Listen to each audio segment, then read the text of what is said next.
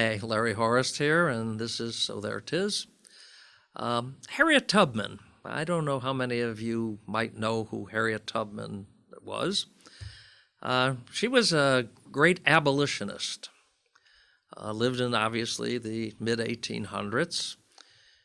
And there's been a lot of controversy about her lately because there's been a decision, a movement to put her image on the $20 bill. Now, some say she's going to replace Andrew Jackson. Some say she's going to be on the reverse or obverse side of the bill from Andrew Jackson. Now, first of all, you got to know who Harriet Tubman was. She was not only an abolitionist, she was a woman who risked her life time and time again going into the heart of the slave country and taking slaves and bringing them north and bringing them to freedom. And she did it time and time again. At one point, she had the help of Union soldiers.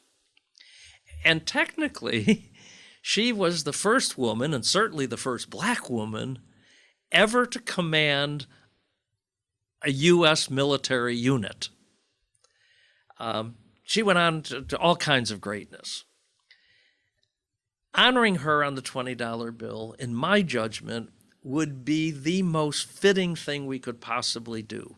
And it has all kinds of meaning. First of all, I think it gives Republicans a great opportunity to point with pride. Because of all the things Harriet Tubman was, she was an avid Republican, as was virtually every abolitionist of the time and every suffragette, by the way, who brought women the vote. And many of those were the same people. They were both abolitionists and suffragettes. And they were all Republicans. Every big name you mentioned, Susan B. Anthony, all the rest of them, they're all Republicans. So the Republican Party should be celebrating this. Now, what's even more interesting about this, and I love it, I'm all for taking Andrew Jackson off of the $20 bill. Andrew Jackson was not only a slave owner, as were many of our presidents, he was the most brutal slave owner. He was the only slave owner, or the only president, if you will. He's the only president who has to be known to have actually whipped his slaves. It was something that he wanted to do. He was a great defender of slavery. On top of that, he was a white supremacist.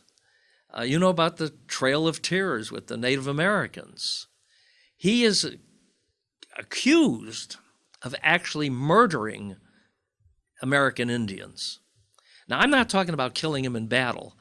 I'm talking about summarily murdering them without bringing them to justice. So this is a very bad guy. Now, I know, in history, he's, won the Battle of New Orleans, and he did all kinds of other things, and he fought the bank interests and whatever. But he was still a very bad guy. And nothing could be more eloquent than to remove him from the $20 bill and replace him with Republican Harriet Tubman. And the other thing I like about it, because I'm a conservative first, and I lean to the Republican Party because that's the only place I can sort of exercise my conservatism. But the thing that's really great about it is it would take away the Democratic Party's national hero. Think about it. They think this racist is one of the greatest presidents who ought to be honored. And how do we know that? Well, we know that because Republicans have Lincoln Day dinners every year, and Democrats have Jackson Day dinners every year. Well, it's time we put the feet to the fire. It's time we get out there and say, you Democrats are a bunch of hypocrites on race. Come on. Let's get rid of your symbols. Let's get rid of your Jesse Jackson. You want to take down all those Confederate statues and everything like that? The first place you could go is get rid of Andrew Jackson if that's what you wanted to do. So I say, let's put Harriet Tubman on the $20 bill as a suitable and fitting honor to the black community, to Americans in general, to the good people of the abolitionist side, and as a rebuke to the racist Democrats that brought us slavery and then brought us 100 years of black oppression. I think that's the celebration we should be having with that new person on the $20 bill. So there it is.